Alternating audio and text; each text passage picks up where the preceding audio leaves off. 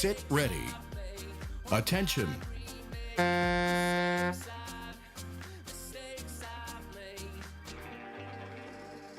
Ja sellegi sõidustart on kenasti antud. No vaatame, mis toimub kõigepealt gümnasistide arvestuses. Lätlannad on võtnud nõuks eest ära minna Tallinna Ühisgümnaasiumil. Samas Sisekaitseakadeemia ehk et kõrgkoolide arvestuses on hetkel siis juhtimas nende esimene võistkond. Üldarvestuses aga on gümnasistid ehk et nooremad siis veidi praegu veel paremad.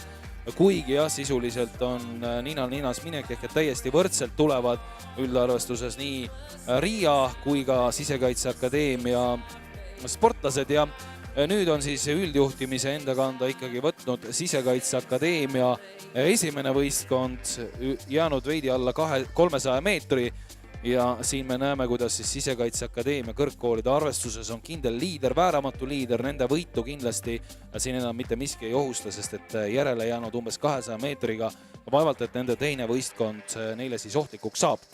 Aga täpselt samavõrra on selgunud ka gümnasistide paremus tütarlaste seas ja siin pole mitte mingit kahtlust, et Riia Stradinsi gümnaasiumi esindus ka selles arvestuses võidu võtab, sest et Tallinna Ühisgümnasistid on juba jäänud piisavalt kaugele ja üldarvestuses on Riia Lannad hetkel siis teisel positsioonil, sest et juhtimas on Sisekaitseakadeemia kvartett ja ka siin seda võistlust on põnev jälgida, kuigi vahe on juba piisavalt suur, ligi 14 meetrit.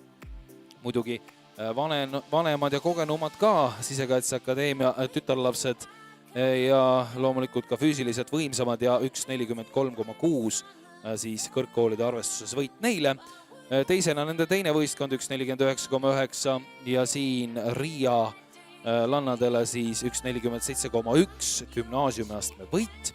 Teine aga Tallinna Ühisgümnaasium 1.55,9